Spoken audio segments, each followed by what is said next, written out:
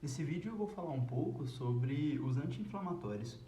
Eles primeiro são divididos em dois grandes grupos, entre os anti-inflamatórios esteroidais, que são aqueles sintéticos, similares ao cortisol. O cortisol, vale a pena lembrar, que é um glicocorticoide produzido pelo córtex das suprarrenais quando estimulado pelo ACTH, aquele hormônio liberado pela adenohipófise. Esses glicocorticoides exercem diversas funções fisiológicas e, dependendo de suas concentrações, possuem também ação anti-inflamatória e imunossupressora. Já os anti-inflamatórios não esteroidais é um grupo de medicamento bem diverso e que, de forma geral, são considerados ácidos fracos. Essa característica está relacionada com o seu principal efeito colateral. Devido à sua absorção se iniciar no estômago, pode gerar irritações, gerar úlceras e todos esses sintomas relacionados ao trato gastrointestinal. Mas antes disso, vale a pena entender como ocorre o processo inflamatório. Inicialmente, teremos ali na membrana celular fosfolipídios. Esses fosfolipídios, se sofrerem alguma lesão ou algum distúrbio que seja, irão sofrer a ação da fosfolipase A2. Essa enzima é importante para converter esses fosfolipídios de membrana nessa molécula-chave do processo inflamatório, o ácido araquidônico. Aí, quando a gente pensa em glicocorticoides, de maneira indireta, eles inibem a ação dessa enzima, dessa fosfolipase A2, e aí, consequentemente, inibe a formação de todos os metabólitos responsáveis pelo processo inflamatório. Após a formação do ácido araquidônico, dependendo do tecido em que ele se encontra, ele pode sofrer a ação da COX e da LOX, que são enzimas responsáveis por esse metabolismo dessas moléculas relacionadas à inflamação. As que sofrerem a ação da COX irá formar prostaglandinas, prostaciclinas e tromboxanos, e quando sofrer a ação da LOX, irá formar leucotrienos. O leucotrieno é importante lembrar que ele é o principal composto relacionado com os sintomas na fase tardia da asma, chamado de broncoconstrição sustentada. Isso acontece porque após a degranulação de mastócito e a liberação de grânulos de histamina, que estaria relacionado aos sintomas iniciais do paciente asmático, os leucotrienos vão ser produzidos e continuar fazendo essa broncoconstrição, que pode durar dias, horas. Enfim, o que nós temos que focar em relação aos anti-inflamatórios não esteroidais são os metabólitos da COX: prostaglandina, prostaciclina e tromboxanos. Os tromboxanos fazem parte de vias de ativação de plaquetas que possibilita o início da agregação e, consequentemente, possíveis formações de coágulos, trombos e êmbolos. Tal ação está relacionada aos mecanismos cardioprotetores dos AINES, como visto no uso de ácido acetilsalicílico em prevenção de doenças cardiovasculares. A prostaglandina ela é responsável por fazer diversas reações no corpo que resultará em um estado inflamatório. O que ela faz? Ela faz aumento da permeabilidade vascular, o que gera o extravasamento do plasma ali de dentro do vaso para o interstício, gerando edema. Ela faz vasodilatação. A vasodilatação é responsável pelo aumento do fluxo sanguíneo no vaso. Aí, com esse aumento do fluxo sanguíneo, a gente vai ter aumento da temperatura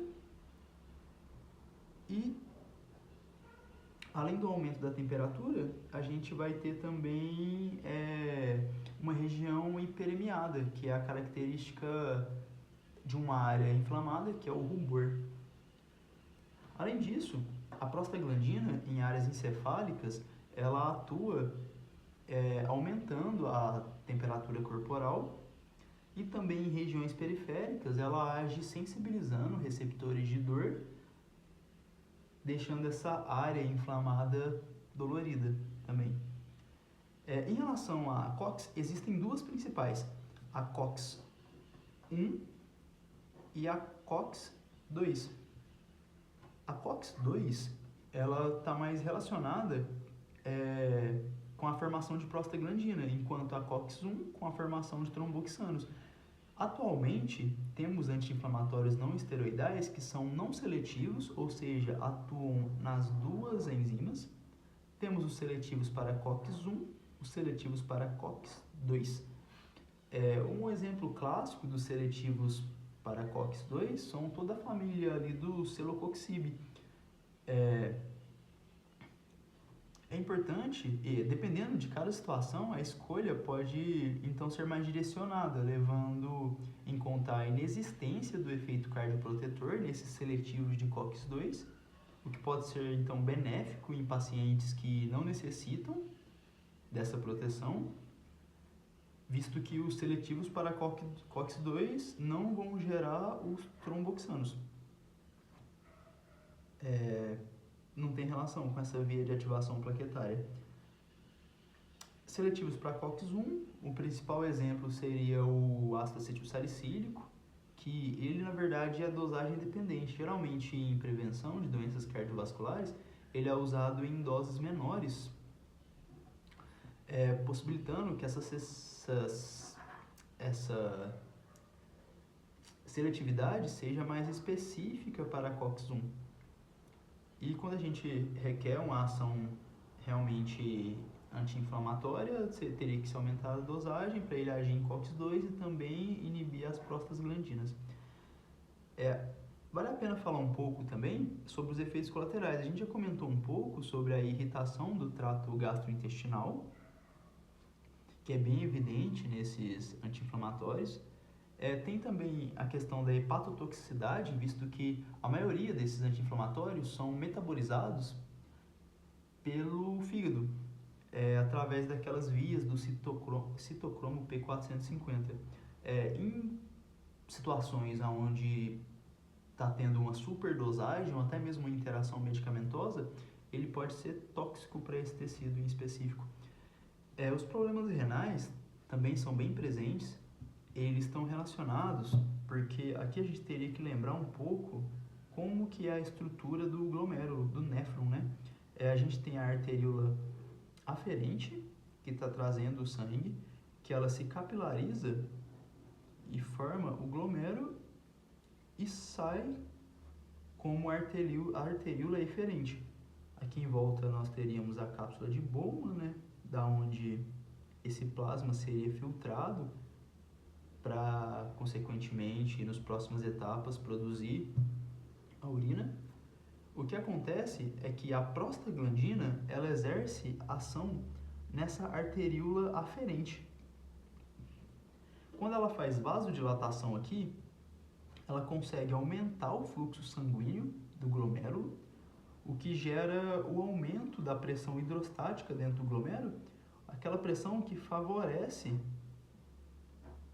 o caminho do ultrafiltrado para a cápsula de Bowman, sendo que na arteríola eferente não tem tanta ação da prostaglandina, onde o que mais se observa é a ação da angiotensina 2, que faz vasoconstrição. Aí quando a gente dificulta a passagem na arteríola eferente e a arteríola aferente está com fluxo maior, vai ficar um maior acúmulo aqui dentro do glomérulo e gerando uma maior facilidade nesse processo de filtração. Aí o que acontece com a inibição da COX, não vamos ter formação de prostaglandina, não vai ter prostaglandina na arteríola aferente, não vai ter vasodilatação e vai ter uma menor disponibilidade de fluxo sanguíneo para o glomérulo, o que pode gerar consequentemente problemas renais. De forma geral seria isso. Tem uns pontos mais específicos que eu vou trazer em outros vídeos, alguns aspectos que eu gostaria de abordar também, Mas por hoje é isso. Muito obrigado e tchau.